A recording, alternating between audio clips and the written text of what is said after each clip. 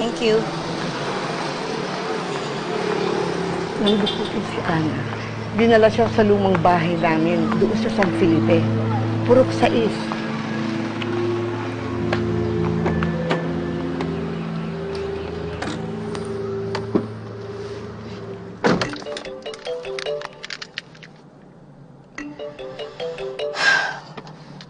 Ate, Hello, Evelyn. Nasaan ka ba?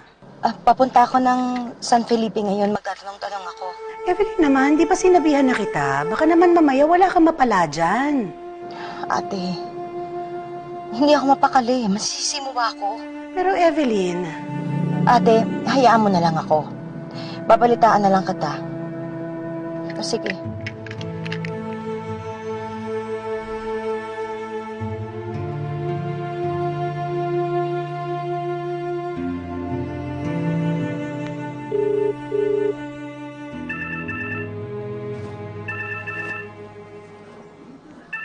Hello, Ate Helen.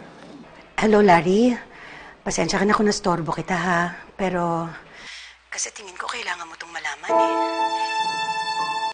Ang sabi niyo po, may police record na po kayo dun sa pagkawala ng anak niyo sa Maynila. Bakit dito niyo po hinahanap sa San Felipe? Sabi ho kasi sa akin, sir, nung tumawag, na dito raw hood nila yung anak ko.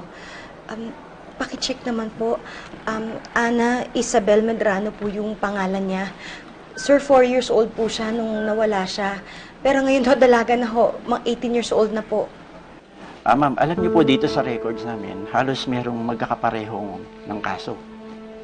Ang problema po, medyo matatagalan po yung paghahanap namin sa records dahil kailangan namin halongkatin ng records mula 2002. Medyo matatagalan po sa amin ang pagda-double check. Alam niyo naman dito, mano-mano pa rin kami.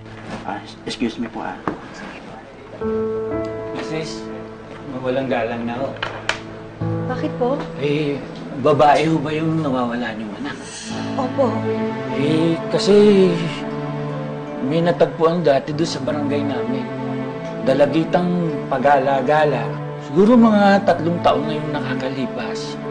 Noong mga panahong yun, walang makapagsabi kung saan siya nagmula. Sana nga po yun ang yung hinahanap niyong anak.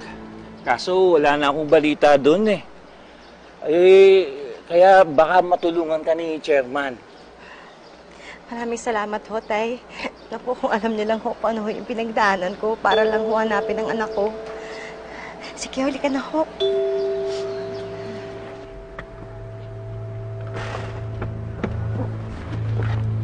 Evelyn, Larry, anong ginagawa mo dito? tumawag sa si Ate Helen. Hindi na siya dapat pang tumawag sa'yo. Kaya ko naman mag-isa eh.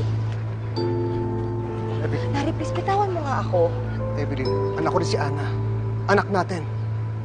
Kung gusto mo siya makita, ako rin. Kung anong problema natin, kalimutan mo na yon.